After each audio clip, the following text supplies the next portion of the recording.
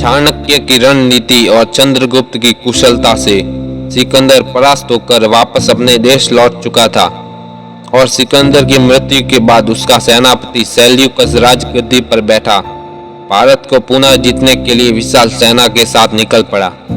वही भारत पिछली बार से अधिक समृद्ध और शक्तिशाली हो चुका था, क्योंकि यह चंद्रगुप्त मगध के सिंहासन पर आचार्य चाणक्य की छत्र छाया में राज कर रहा था। चंद्रगुप्त ने व्यास नदी के पास रही यमन की सेना को कुचल डाला। इतनी भीषण लड़ाई हुई कि स्वयं सेल्यूकस ने आत्मसमर्पण का प्रस्ताव पेश किया। आचार्य चाणक्य ने कहा, वह सब तो ठीक है, किंतु तुम्हें आत्मसमर्पण के साथ साथ अपनी बेटी कार्नेलिया का विवाह चंद्रगुप्त से कराना होगा। इस शर्त के साथ उसका पुत्र उत्तराधिकारी नहीं बनेगा। सेल्यूकस चाणक्य के प्रस्ताव पर राजी हो गया।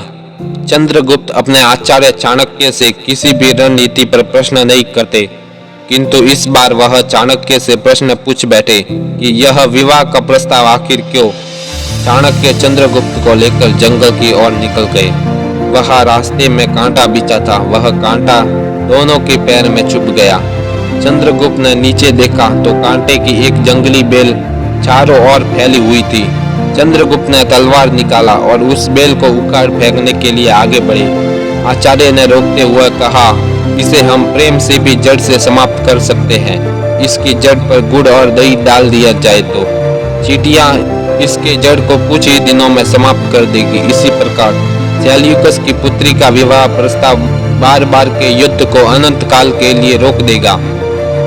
चाणक्य ने कहा कि वह फिर कभी लौटकर अपनी बेटी के ससुराल में युद्ध करने नहीं आएगा।